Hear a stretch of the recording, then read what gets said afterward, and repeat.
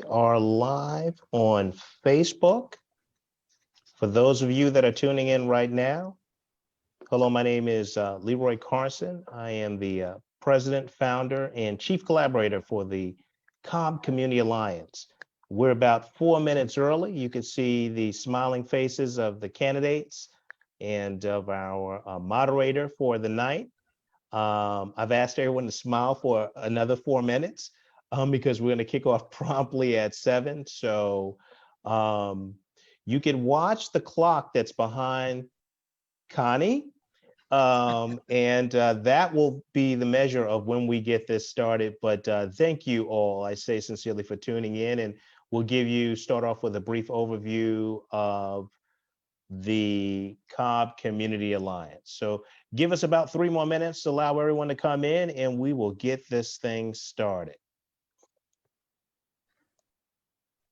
Also, I'll add, please feel free to share the link, let folks know, send a comment in the comment section of the Facebook Live to let us know who joined us this evening. We'd love to hear from you and get an opportunity to respond back to you. The questions are pre-formed, but please feel free to ask questions because the candidates will go back and revisit them and send you a comment.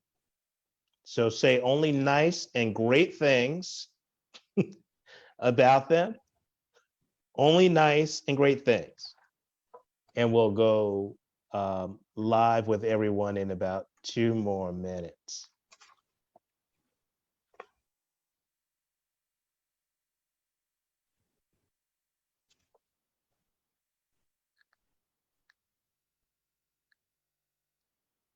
And again, if you're tuning in right now, this is not a staring contest. This is not a staring contest. This is a candidate forum. If it seems like we're taking a moment of silence, we are not, but we will be live and interacting with you in approximately, Connie, my clock is a little faster than yours. I'm gonna go by my clock. That's understandable. That's fine. We're on your time. Well, I appreciate you. So I have us scheduled in another 2 minutes.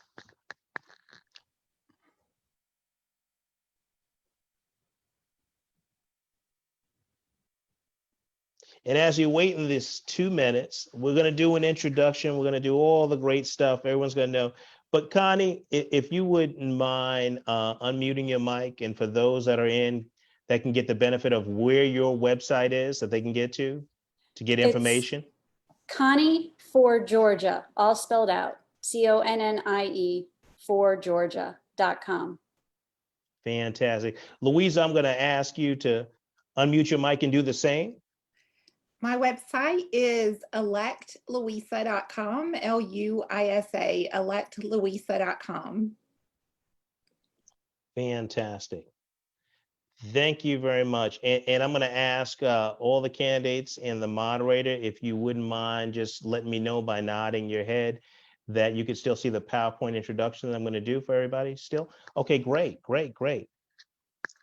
Well, I'm a minute away by my time, and we're on 2 times tonight, Connie and Leroy's time. So somewhere we'll meet in the middle. No black holes in the middle of that, but we'll move from there. So I have 2 children. We lose a little bit, there's a little bit of lost time here. Okay, that's fair. That is fair. Okay, I'm gonna change screens for a second so I could move my PowerPoint. Listen, everyone that's joining us, it's 7 p.m. by my time. For those of you that tuned in early, thank you so much. This is the Cobb County Community Alliance, or the Cobb Community Alliance. We are excited to bring to you 2 great candidates tonight to talk to you about their perspectives on the area that they represent. We have a great moderator as well, but my name is Leroy Carson Jr., and I am the founder and chief collaborator working with a great group of folks If you allow me a moment, I'd just like to let you know who we are for those joining us new. Also, thanking those that have been with us for the last 2 sessions. This is the third of 10. So a clear opportunity to see all the candidates that are running that support Cobb County. With that, if you could see on your screen, 17 organizations. We're real excited about this. About a year ago this time, we all got together, met, and decided that we can do great things together. The organization is made up of Cobb County chapters of the what's called the Divine Nine, which is the African American fraternities and sororities. We also are fortunate and blessed to have the civil rights community of the NAACP and SCLC. We're also blessed to have in the group the Masonic community with the Masons, Shriners, and Eastern Stars. We're also blessed to have the faith-based community with the Cobb Ministerial Alliance. For those of you that are not aware of the Cobb Ministerial Alliance, it's an aggregation of African American churches that are coming together to do some great things. They've been together about 3 years. I strongly encourage you to go visit their website as well. And then we have the HBCU Alumni Alliance. HBCU Alumni Alliance is an alliance of alumni chapters of historically Black colleges and universities. Atlanta being the great city that it is of diversity and with great HBCUs itself. We have a tremendous number of alumni chapters of historically Black colleges and universities in our midst, and they all work together as well, similar as we're doing here. But, and we have a few community organizations like FASKIA, that stands for Friends and Sisters Keepers in Action. And we also have the Austell Community Taskforce as well. So collectively, we make up the Masonic, the Fraternity, Sorority, the faith-based community, the civic community, and we've gotten together to put on these forums. So these 10 sessions, 2 of them have passed. This is the third. Feature an opportunity for one of the community leaders to moderate this great session. And we have extended an invite to everyone. So someone tuning in at the last moment will say, is this a Democratic forum? No, it's a candidate forum. So we have extended the invite to everybody. I've had the opportunity to talk to all the candidates, or at least interact with all the candidates, and scheduling or other conflicts prohibited the 2 other candidates that were invited to participate tonight. But because this is not a debate, it's an opportunity for great candidates to talk about the great things they want to do in our county and in our community. We are so fortunate to have just 2 great candidates that I'm gonna let the moderator get an opportunity to introduce to you. But please look at these dates. You can visit us at www.Cobb Community Alliance to get more information. You could get information on our Facebook page. We have a Twitter, and all of those. Cobb Community Alliance will get you there. Tonight, again, we're so fortunate to have Arthur Fleming, the president of the graduate chapter of Alpha Phi Alpha Fraternity Incorporated. There are too many great men to mention, but the most notable man of Alpha Phi Alpha Fraternity Incorporated, other than Arthur, is Dr. Martin Luther King. I'll let Arthur share with you a little bit about his organization before he jumps into introducing the candidates. But the one thing that all the 17 organizations have in common is that we are all faith-based and start everything out in prayer. So in that spirit, my last words before I turn to Arthur will be those to a higher authority than us on the phone, or us in the Zoom session, or excuse me, the Facebook Live session tonight. So with that, if you'd allow me a moment of prayer, please bow your heads. Dear Heavenly Father, we thank you so much for this opportunity. We know that there is a lot going on around, and there henceforth is a lot of opportunity to change and make better. we pray that you use this moment to showcase these two candidates, create an opportunity for them to share their vision. We pray that you bless not only them, but their families, their campaign teams, their parties, their challengers. We just pray that you take this as an opportunity to not only lift them up, but empower their platforms and bless America, because America could use a blessing right now. We also pray for our moderator and future moderators to come, and past moderators and organizations affiliated with us. We pray that you, again, begin to anoint their missions, give them greater capability, greater capacity, greater access to resources, turn visions into action plans and action plans into action, and just create a better community around us and the activity that we have. Now, we'd be remiss if we just didn't thank you for all the greatness that you've already done, for getting us to this point, to even be on this Facebook Live.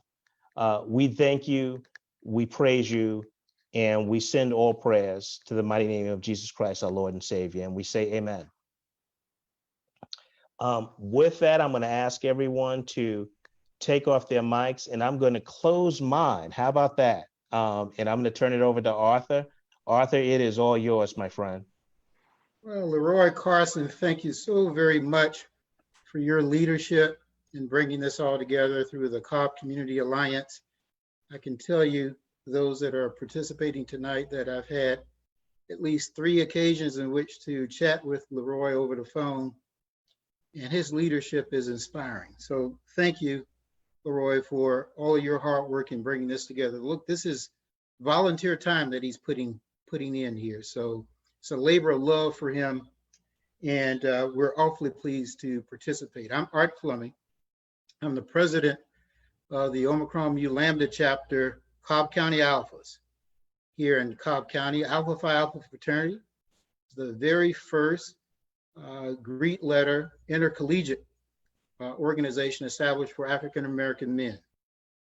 It's established on the campus of Cornell University, December 4th, 1906. And during that time, and since 1906, we've had over or close to 300,000 members enter into the ranks of our dear fraternity. And we have over 800 chapters around the world. As Mr. Carson has mentioned, the illustrious men of Alpha, the very first mayor of Atlanta, and Maynard Jackson, the second African-American mayor of Atlanta, Andrew Young, are both Alpha men. Paul Robeson, W.B. Du Bois, Jesse Owens, Lionel Richie, just great men of intellect, great men of spirit and character. But tonight, what's most important are the 2 candidates that you have before you, the 2 Democratic candidates here for State House 43 and 44 respectively. So I'm so very pleased to have this opportunity to moderate this discussion. If I could, I'd like to just outline the game plan that we'll follow tonight. It's a really very simple game plan, and that what we'll do is turn the mic over to our 2 candidates, and they'll each have about 3 or 5 minutes or so, 3 to 5 minutes or so, to provide an introduction to who and what they are and the reason why they're running for State House. Then what we'll do is come back and I'll lead a discussion. We have 5 pre-set questions. As Leroy Carson mentioned earlier, we invited the Republican counterparts to these races, but we have the 2 Democratic counterparts that decided to show up for us. So thank you so very much for your time. So with that, that's the game plan. Why don't we just launch right into it, right? To my left, we have Connie DeCinco. Connie is a candidate for the House seat 44 in Georgia legislature. And to my right, we have Louisa Wakeman. She's a candidate for House seat 43 for the Georgia legislature. So why don't we first turn it over to Connie? And Connie, if you please, just provide us an introduction and tell us why you're the absolute best candidate for that seat. Thank you so much, Art. I really appreciate it. Thank you, Leroy, and the Cobb Community Alliance for providing this forum and this opportunity to reach your organizations and this audience. I really appreciate this chance to speak about the issues and to tell people about myself. So I am Connie DeSico. I'm running for House District 44. I am a Georgia native. I grew up in Roswell. I went to public schools here in Roswell, and I graduated from the University of Georgia. I ended up going to grad school at Florida State University and got a master's in filmmaking, and started a career in actually documentary, and worked in the documentary space for a little while as a film festival programmer.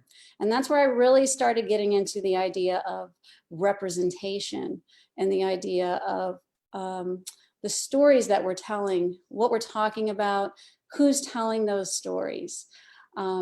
Eventually, I came into politics, and I was able to explore that idea a lot more. I have been working in the legislature for the past 2 years as a chief of staff for Representative Mary Frances Williams. And I've been able to witness firsthand how the legislature works. And the way that I put that is how change doesn't happen. We need a majority to really affect change. And that was a very big motivator for me to run. When we look at the numbers, we can see that we need 16 seats in the House in order to achieve that majority. And my seat, this seat in District 44, is one of the most flippable seats. Louisa's seat is an extremely flippable seat. This is going to be a very important year. Redistricting in 2021 will be a huge issue.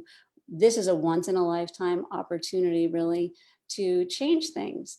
And we can absolutely flip these seats and take that majority. So that's why I'm running, is to bring this change, get that majority, and make a big difference for Georgia, but also for Georgians who are desperate for that kind of change. Things like Medicaid expansion, education, minimum wage, all of these things that make a real difference immediately. So that's why I'm here. I'm a candidate for House District 44, and I'm excited to be here. Thank you very much. So thank you so very much, Connie DeSico. She's the Democratic candidate for State House 44. And now let's turn her over to Louisa Wakeman. She's the Democratic candidate for State House seat 43. Thank you so much, Art, and for helping moderate this evening, and Leroy for setting this all up. And thank you so much to the Cobb Community Alliance for allowing candidates to come and speak and, let us, educate on our platform, what we're standing for, so that you can make your own decision when you go to the ballot box. I'm Louisa Wakeman. I'm running for House District 43 in East Cobb. My district is east of 75, south of the 120 loop, and it goes down to the Chattahoochee River area. I am the mom of 2 young adult kids. My husband, John, and I, we raised our kids in the district. They both graduated from the public schools. I am a flight attendant with Delta Airlines, where I've been almost 30 years. And during the Great Recession, I went to nursing school to earn a second degree to step up for my family, together with my husband during the tough financial times. Worked 2 jobs. And got involved in politics when Donald Trump became the Republican nominee for president. I was horrified by his words and actions, and got involved in some local groups and organizations. I was a volunteer precinct captain for John Ossoff's campaign for Congress, and went to the Capitol with a nonpartisan group called Moms Demand Action that advocates for common sense gun legislation. I went to speak with my representative to ask her to vote against guns on campus legislation. And she told me that she had already traded her vote for something else. And I was shocked. I felt like she had traded the safety of my kids and the kids in our district for something much less important. And so in 2018, I ran against her and came 792 votes short of winning against one of the more highly funded Republican incumbents in the state house who hadn't had a Democratic challenger since 2010. And I'm running again because we have a job to finish. And this election, as Connie said, is so important. We have a healthcare crisis that we've seen, is really with a lack of leadership. All Georgians are paying the price. Healthcare was a really important issue in the 2018 election. It's important in this race. I'm running against the chair of the House Health and Human Services Committee, who is also on the governor's task force for the COVID response. And, the response has been really atrocious. So I'm excited to be here. I'm excited to dig deeper on the issues. And thank you again for having us here. So right out of the box here, why don't we, and you can decide which of you would like to go first here. And so the very first threshold question, which really has to do with you're defining your top 3 legislative priorities and how you intend to address each of those legislative priorities. So Louisa, would you like to continue? I know you mentioned gun legislation.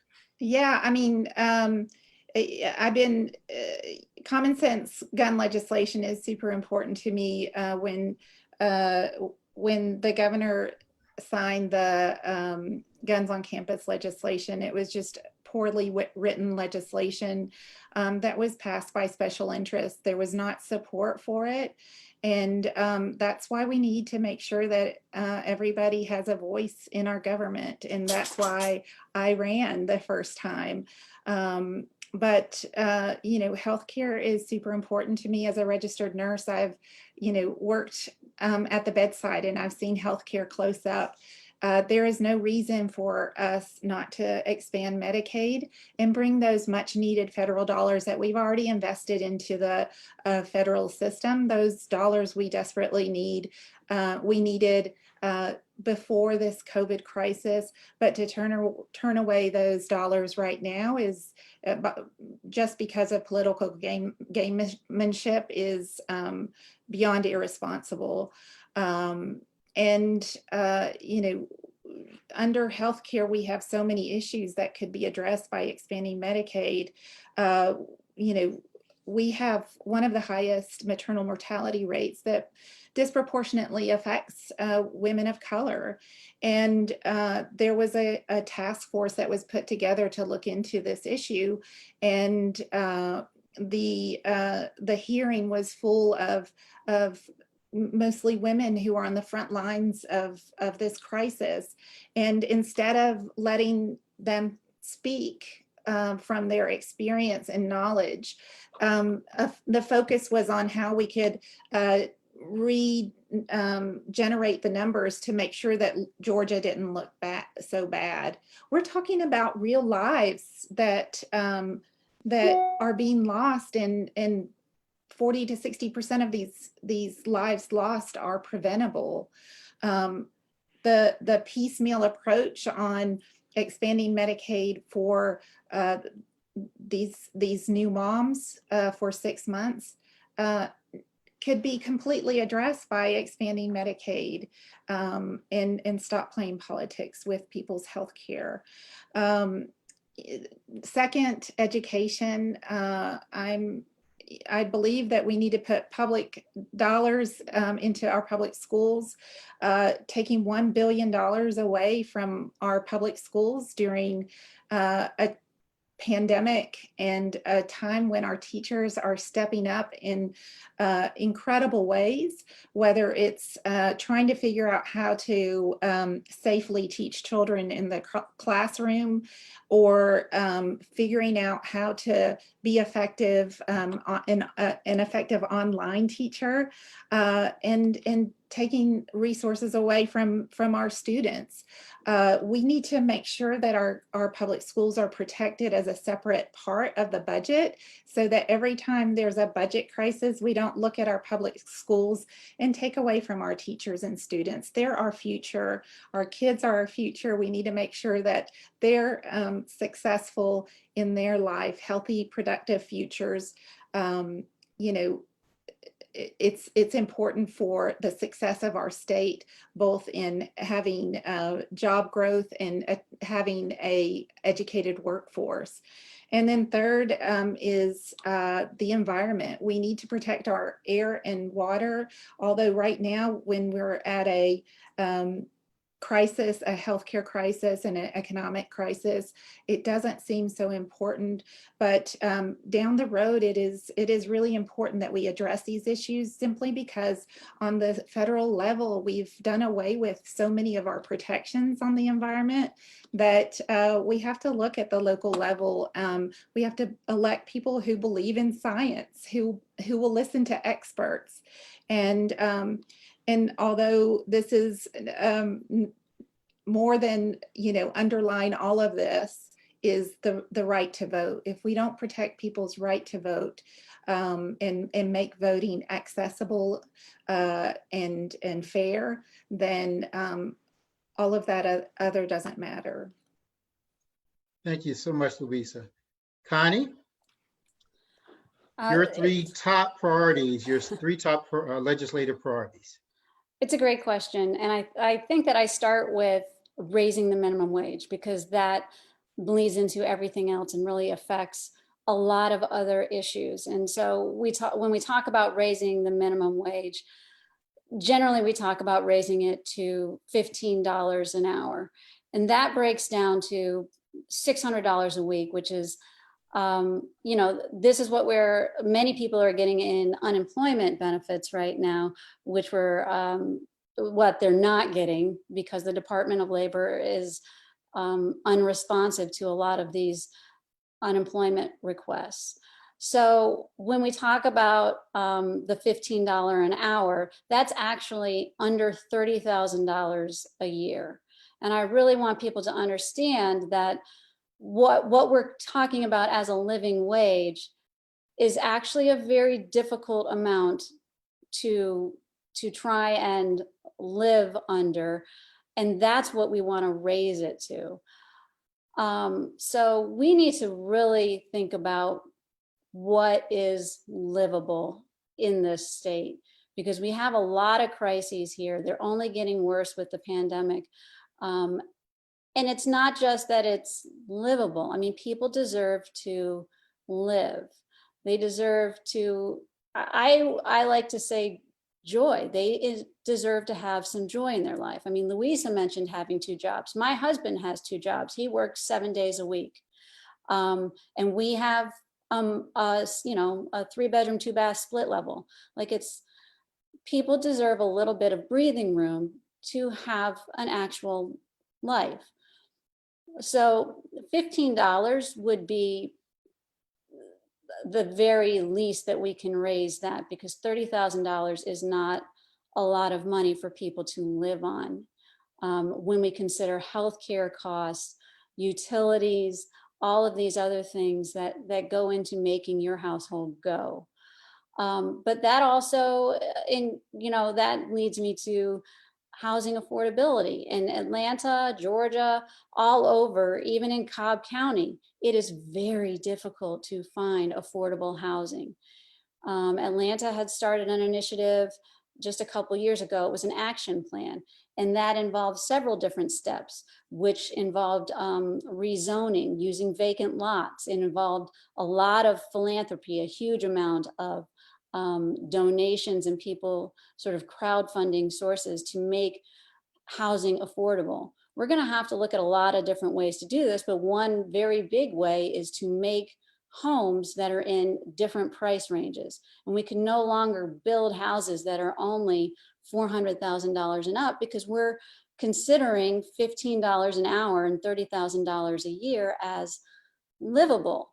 So we need to start making all of the different levels equal, making those two sides of the equation balance out so that people can start to actually afford things. And that also goes to people who are renting as well, because not everyone lives in a house. I do think that those are priorities in order to keep our state going and to keep people wanting to come here if we're going to be number one in business, as we like to say. I echo Louisa. I do think that voting and ensuring keeping the vote safe, there are many possibilities in this space to ensure the safety of our vote. But there's a lot that we can be doing here, including automatic voter registration, online voter registration, which we already have, but we also need to promote that. We need to remove polling taxes like stamps on the ballots and the application. We can also make this process a lot easier without requiring a two-step process. This also gets us into the area of allowing people who have paid their debt to society to vote, and allowing people who are in jail to vote as well, because I think that that goes into the area of examining our criminal justice system and how people got into jail in the first place. And these are great issues to be exploring when we start talking about the vote and how we can protect that, but also making it accessible and re-examining how we got to where we are. So I also want to emphasize, as I think most Democrats will, that we have to expand Medicaid, and that's like a day one issue. Democrats have been waiting to do this. They pushed very hard to do that in the last session. And I do think that this is possible. Right now, we are leaving billions of dollars on the table. Every day that goes by, federal money is being left untouched by Georgia. And in a way, we are paying for this twice, because we have hospitals that are closing. We have rising healthcare premiums, and we are paying for increased healthcare costs. So not only are we losing out on that federal money, but we have all of these additional costs. So it's costing us twice as much by not expanding. I think that this is a message that is sent when we want to expand Medicaid, and it can cover over 500,000 Georgians. And the response to that was a program that covered 50,000 Georgians, and there were requirements to that. That sends a message to people who are desperate and in need. And this kind of goes back to ways that we use our privilege or don't use our privilege to look at how we can make things accessible, how there are communities that we could be helping but aren't, or are deliberately locking out of systems. So I think that was, that was 3, but might have been a little bit more, but those are definite areas of urgency that I see that we need to address. Thank you so much, Connie. So for this next question, let's sort of bore into your respective districts and talk about that one primary issue that you believe that you have some ideas about changing in your respective district. So that one issue in your district, that one problem area in your district where you have a solution, where you have a legislative solution or legislative idea for addressing. And let's do about 5 minutes each on that question. Louisa? So thank you. I think that, you know, the COVID crisis, I've been talking to, you know, lots of voters, and the COVID crisis and the COVID response is top of mind for voters in the district. It's because it's affecting not only healthcare, but the economy. And until we address the healthcare portion of it, until we start addressing, you know, slowing the virus and slowing the spread, we're not going to be able to address opening the economy. That was the big failure of trying to open schools, when we hadn't addressed how we were going to slow the spread of the virus. So, you know, one of the things that we need to talk about is, you know, let's have open transparency. Let's have, you know, the governor talk about, you know, testing and what is being done. Let's make sure that, you know, the efforts of the state are going towards preventing spread, and not looking at cities that are trying to protect their citizens with mask mandates and suing them, using our resources that way. Let's make sure that we're, you know, giving clear instructions on how families can protect themselves and how we can do better in our community. You know, it's wear a mask, 6 feet distance, and, you know, be outside, wash your hands. So those are simple things that we can, each of us can do to slow the spread. And it's not about, if I do this, it protects me. If I do this, it protects everybody I care about, everybody I come in contact with. So this is not a situation where we can go and say, okay, this is not affecting me, so I'm not going to do anything about it. In fact, when you don't adhere to the protocols, you're actually affecting every grocery store cashier, every person you walk by at the, you know, at the drugstore, and they're stocking shelves. They don't have the option to stay at home. They're trying to earn a living, and you walking by without a mask on puts their life in danger. So it's the most unselfish thing and community love that you can give is wear a mask, wash your hands, be safe for everybody. It also gives us the opportunity to start looking at opening up the economy, and we need to protect our small businesses because we need them to reopen when we're ready, and we need to make sure that they're able to get through this tough financial time. So I would definitely say that the COVID crisis and all the implications of it are top of mind for everybody in this community. And Connie, that question for you, that #1 issue in your district that has, you believe, is in desperate need of a legislative solution? Well, you know, I do, I think it dovetails with what Louisa was saying. I think we need to empower people in the working class and provide them more safety and protection, especially during a time like this. So whether that is through unions or collective bargaining, or just allowing them safe spaces to speak, so that when something like a crisis happens and they feel uncomfortable about their working conditions, they can speak up in a way that doesn't jeopardize their livelihoods. My district in particular, which is, it's Northeast Marietta. It goes from just outside the Pope High School to the 575, 75 corridor. It includes the Town Center Mall area. That's my district. This area includes a lot of people who are in the service industry. It includes a lot of teachers. There's a huge working class contingent here. And I think that allowing them the ability to have support and feel like they have a way to speak up without losing their jobs.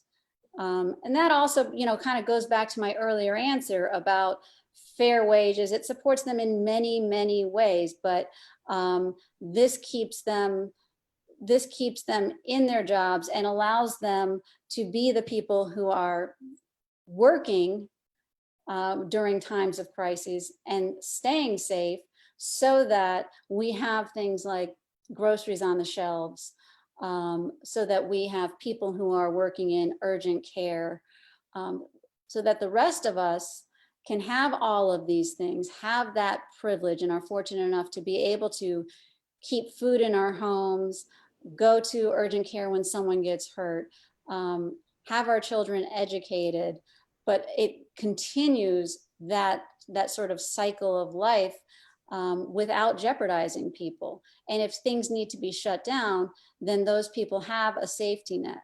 I think that that's what we are really missing right now, are those pieces. And it's causing what I would consider a lot of inequity and a lot of competition that is, resulting in chaos. And just as Louisa said, if you don't have leadership from the top down to support all of that, that's what the result is. So to me, that is a huge part, is supporting those people with actual legislative policies that are written. So let's continue on this discussion of the impact of COVID in your districts. And you've already touched upon, three, areas where you would spend some time in providing a legislative response in response to COVID: affordable housing, small business, healthcare. Can you kind of expound a little on some of your ideas for addressing each of those three areas? And I hate to tell you this, but maybe you can do it in about 3 minutes each or so. Connie, would you like to begin? Okay, on affordable housing, healthcare. So, And small business. and small businesses. I will start with small businesses because I have heard from, I'm getting a chat that says, laughing, 3 minutes each. Okay, small businesses. And, I would consider people who have restaurants. I mean, like the very first things that I was hearing from were people with restaurants who felt trapped by things not being shut down. And what happened was that they were being made to be sort of the gatekeepers and the enforcers during a time of COVID. So when somebody came in, the business owners were put in this precarious position of having to decide, are you all in the same family or are you just on a date? Because if you're on a date, then I have to be the one who's in this really awkward position of saying, like, you're not in the same household, or are you in the same house? Like, this is a very awkward kind of thing to make somebody who also is trying to, this is their livelihood, right? So what we needed were clear mandates that said, and that these are the rules. And I know that there was a list, but if those are the rules, then you should not make the business owner the enforcer of the rules. That's not really how that goes. And I think that you're not supporting small businesses when you just kind of put out a set of rules that are not enforced. That really doesn't help them, because people are then, again, either placed in an awkward position or they just don't have to do it. Because as I keep saying, we don't have COVID police. There are no, what happens if you break the rules? There's no fines, there's nothing happens. And so it's actually to your advantage to have people come in, you space out your tables and you keep going. What we need are actual programs that help you keep your business running in a time of COVID. We need actual health care, because at a certain point, since we have done such a poor job with South Georgia and there are no hospitals down there, we've had so many closed since 2010, and we have 26 now in jeopardy of closing, and so many without actual physicians or OBGYN, then those people are going to be looking for somewhere to go. Well, now that we're at capacity, everybody is fighting for the same set of resources. So you actually have to design a system that provides for everyone. I mean, I feel like I'm saying things like, I am not an emergency response expert, and I feel like I'm saying just like the obvious things, but you have to look at what your resources are, where your populations are, who are the most vulnerable, and start saying, okay, so this is, if it should spread, this is what we'll need. But really what we want to do is keep it from spreading. That's goal number one. And then as we keep it from spreading, we look at our success rate and say, we did really well for this long by doing these things. So if it went down by a certain percentage, we should either keep going or we can open up by this much. You apply a scientific method and either add variables or take away and keep going by looking at your measures. It's like a science fair project, and that's how you keep going. You know, I mean, that's a very base way of saying it. So we had healthcare, small businesses, and what was our third one? Affordable housing. Oh, affordable housing. So this is going to be a very big problem because people are losing their homes. And I think that we tried, you know, I think the DOL made a valiant effort in the beginning. I'm gonna, you know, hope that that was the intention. This will be a very big issue because people are not getting their checks, and eviction notices are coming out. So again, I understand that landlords also need to get paid. However, you know, people with children who are about to start school, older people, just everyone who's in a home and has a roof over their head needs somewhere to go right now. And if they are not getting an unemployment check, that cannot be a reason for them to get evicted. It just can't. People are missing their rent payments by a week because the Department of Labor is unable to process claims, and they are getting pushed out onto the street. So there needs to be some sort of mercy built into this system, and at the same time, efficiency. I'm just going to be very, very direct here. I do feel like a lot of these processes that we have in place are put there by people who have never been in these positions before and just cannot see it from a very human perspective. And if you've never had to apply for unemployment, you've never had your kids on peach care, you've never been in these shoes, you're not feeling this from a very human standpoint. And that's what it's going to call for, is being a decent human and you know, looking and seeing those kids are going to be on the street tonight. What can we do to keep that from happening? It actually needs to start months before that and saying all of these people are going to be on the street in 6 months. How do we keep all of these houses from being foreclosed on and all of these rents from being due? So, sorry, that was more than 3 minutes.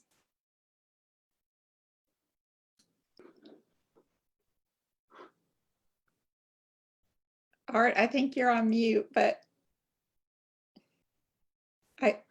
I think you're on mute, Art. I knew that would happen eventually. It's the phrase of 2020, you're on mute. You're on mute. So your specific sort of ideas and legislative proposals to respond to COVID-19 in the areas of affordable housing, healthcare, and small business. So, I mean, I agree. We have to protect, you know, like Connie was saying, we have to protect our small businesses. We need them to be there when the economy recovers. We need to make sure that we're you know, providing them with grants, with the the information for the grants that they need to get through this crisis. As far as affordable housing on a state level, a lot of what we can do is make sure that we're not playing big brother to these counties and cities that have the ground level, street level knowledge on how to implement affordable housing. You know, part of my district is considered a affluent district, but you go down the road, we have 2 schools where they have food pantries and there are 80% free and reduced lunch. These kids that need help.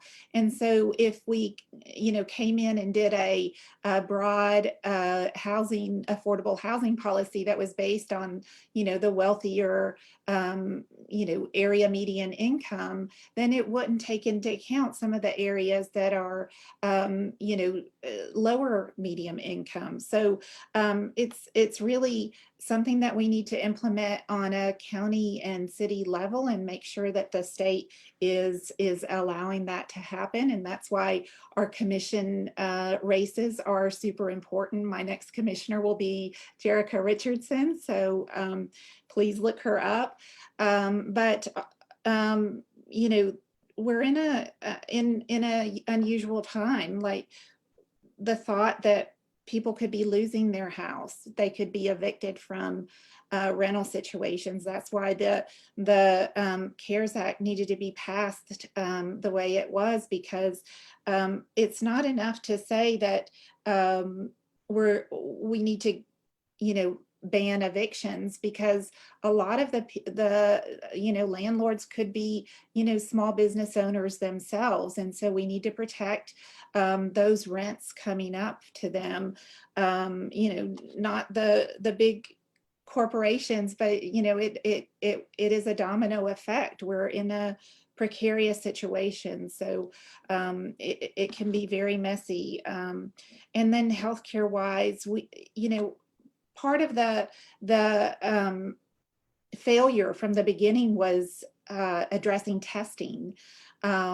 We needed a lot of testing to make sure that we knew where the hot spots were of the virus spread. Right now, some of the experts are saying that, there's such rampant spread that it's almost useless to do testing.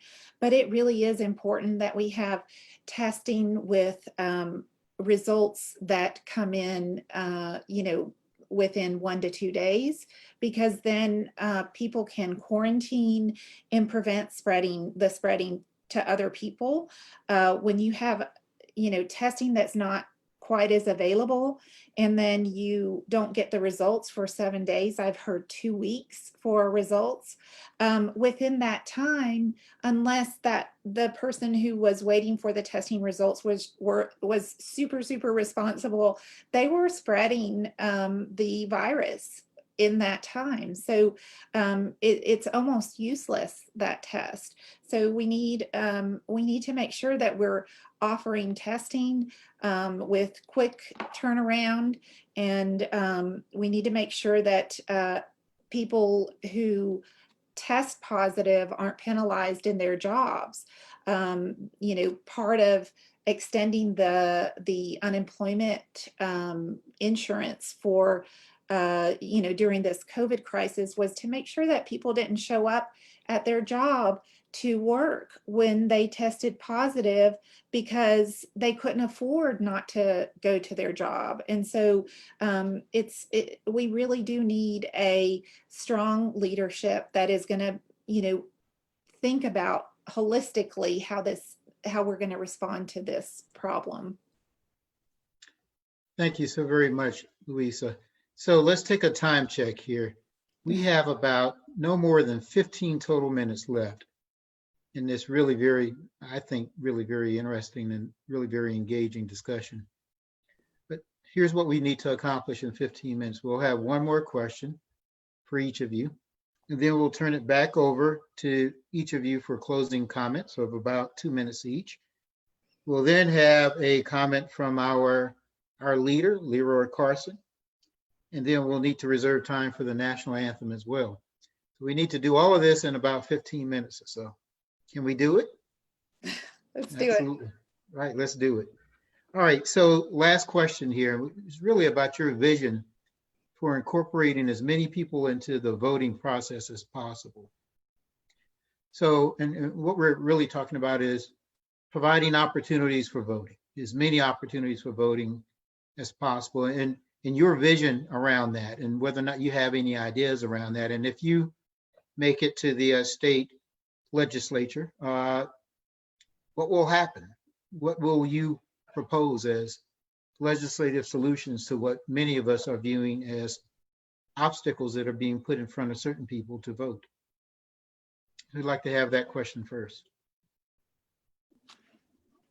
Connie, please. Let's see. So I think that I'll do this as quickly as possible. I think that part of this is redistricting, which is going to be a big deal in 2021, but we need to have fairer maps that are more representative of the districts.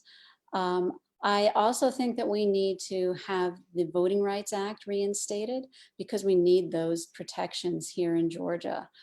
I did talk about automatic voter registration. I also think that we need to have voting on weekends. We need to have, just make voting more accessible for people who are working. So that means voting in the evenings, on weekends, but that also means that you have to allocate funds for poll workers and for trainings and make sure that all communities can have accessibility to voting with machines and all of the training for their workers as well. I did also talk about earlier people who have paid their debt to society being allowed to vote, as well as people who are incarcerated having access to the vote. I think those two things are also very important, that we make that available too, and that we remove things like the poll taxes from how we currently have our voting. I think that we need to make things more automatic as much as possible. So that does mean that we automatically mail ballots to people. I just think that there are better models.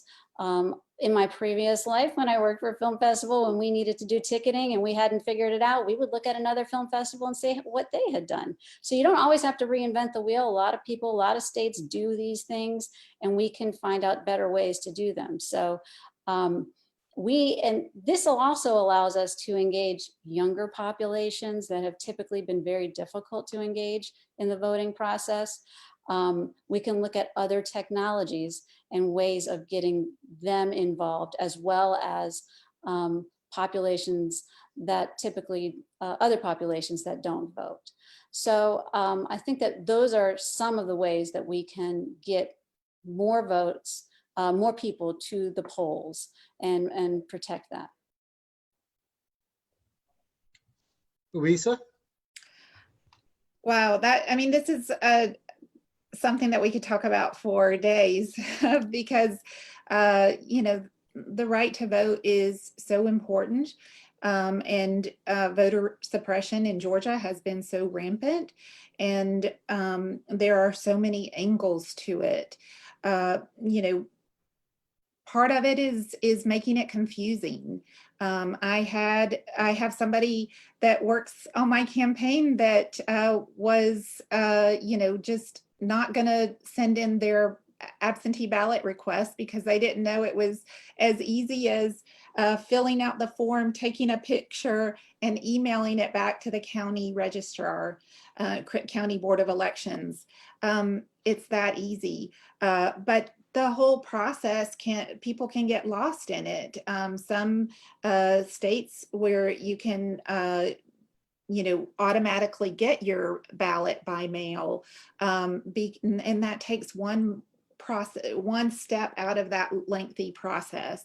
When you get an absentee ballot, as they did this past election, and it says put your ballot it is required to put your ballot in the white envelope, and there was no white envelope. It was a white sleeve. A lot of people could have been confused and just were like, well, I don't see a white envelope. I must not, be able to vote absentee. If those same people that were confused thought, oh, well, I'll just go to vote in person on election day, and they got to their precinct and there was a 4-hour line or 5-hour or 8-hour line that we saw, not many people can stand in line that long. We have in our district, there's a precinct, it's called Chattahoochee 01, and it's in the southern tip of the district. And the polling location is not even in the district. It's not even in the same town. So our district is Marietta. The polling location is in Smyrna. The polling location is extremely difficult to get in and out of. There's very little parking. My husband and I, we were there much of the primary election day to make sure that people had the ability to vote if they had problems, that they would be taken care of. But we saw a lot of people that came and didn't see parking and drove off. So we need to make sure that polling locations are accessible for people in their precinct, and we need to make sure that the process is fair and not confusing. We need to make sure that absentee ballots can be easily returned.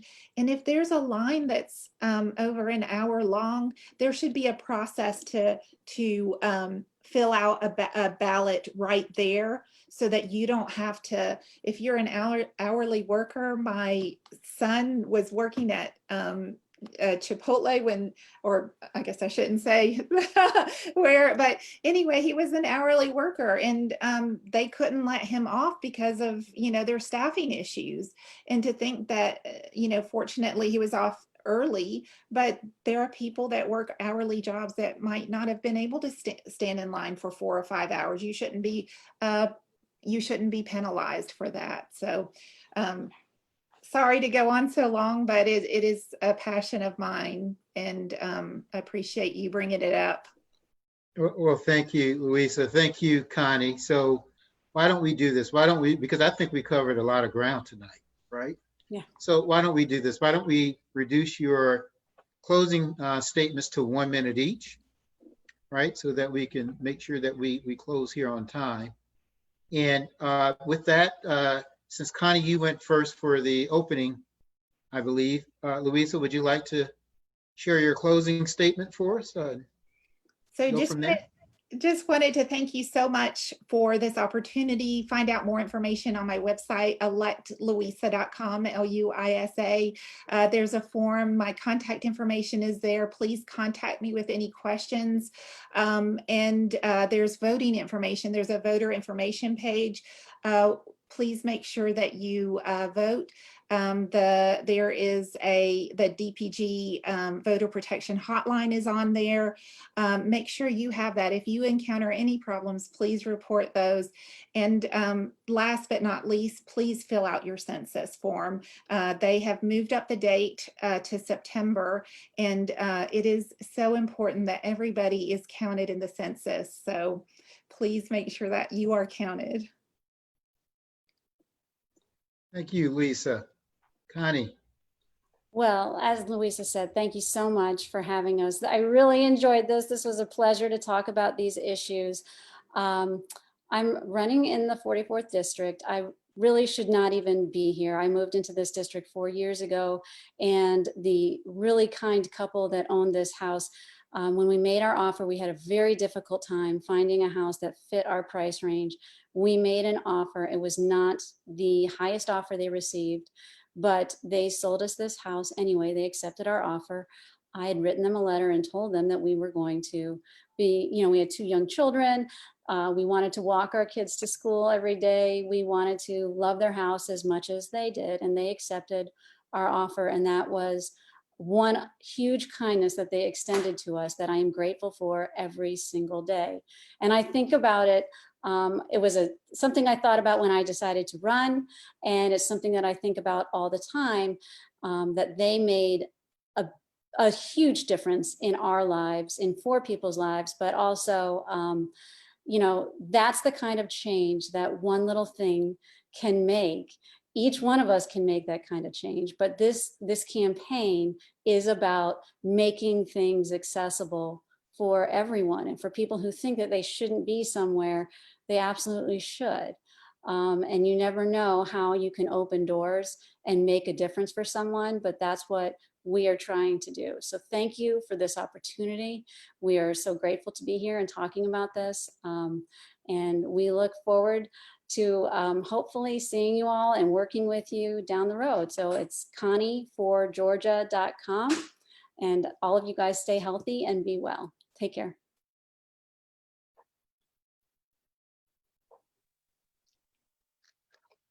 All right, I think this is an opportunity for me to chime in. First of all, thank you to Connie, Louisa, and Arthur. Thank you as well. It's a challenging time in society. We all are going through the same grind and same set of challenges. I think the neatest thing as I watch this forum is that how often do you get an opportunity to be brought into the home of a candidate during this time frame? You're not on a stage, you're not in a corporate situation. You're in their home. I saw children, I saw pets, and it was all great. It was absolutely great. Mine's 15, so he doesn't run behind me anymore, but it was absolutely great. So first of all, I thank you for welcoming us into your home to tell us your visions. Arthur, masterfully done. We're gonna have Arthur do a few more. He doesn't know it yet, but that's the result of doing a great job. Listen, and most importantly, we thank you for listening in tonight. It's real important. We want to give you as much information as we can to make intelligent choices. We're going to be in a challenging time frame moving forward, and we need to have the most thoughtful, the most responsible leaders, the most compassionate people attending to our needs. And this is that opportunity to see those. So we've seen this tonight. We've seen the team that's here. I want to emphasize again, if my technology allows me to move past this slide, that we have 7 more sessions to go. 7 more sessions to go. Now I'm going to ask a favor of everyone watching, including the candidates, including the moderator. I'm going to ask you to send an email to every candidate you see on your screen. Say, are you going to be at the forum? Are you going to be at the forum? Because while the conversation is great, we want to have every perspective and just make very clear what your choices are. In this COVID environment, we can't all meet face to face. So these kinds of opportunities are really the best opportunity we get to see who we're empowering to be in charge of our communities and who we will reach out to and will welcome us and respect us after November's date. So again, I can't say it enough on behalf of the 17 organizations represented, including the president of one that's on the phone or on the line right now. We thank you both for participating. I'm going to ask you one last time, because I can't emphasize this enough, for people to have the ability to get to you. Connie, if we could start with you, can you please give your contact information that you want to make public out right now again, please? Our website is connieforgeorgia.com. And that's all spelled out. And you can reach me via email, connie@connieforgeorgia.com. Thank you. Louisa, if you could do the same. Yes, thank you so much again for this great opportunity. My website is electlouisa.com, Luisa, and my email is louisa@electlouisa.com. Fantastic. And I'm going to put both of them on the spot, but they already know that this is coming. You can still leave comments after this is over. This will be a recorded session, Both of them, we've invited back to look at the comments. And if you want to interact with them or thought something special that you wanted to make a comment and compliment them on tonight, please feel free to use that platform to do that as well. We thank you for your time tonight. We have tried to be guardians of keeping this under an hour. And because Connie put a big clock up there, I could see that we made that hour. So thank you very much. If you want to get more information on the Cobb Community Alliance, please go to www.cobbcommunityalliance.com. Also leave comments and questions for us, Twitter, Instagram, and here at Facebook. Thank you, everyone. Have a blessed night. And we'll hope to see you next week at the next session. Thank you very much. Thank Thank you. you. Thank you Kenny? so much.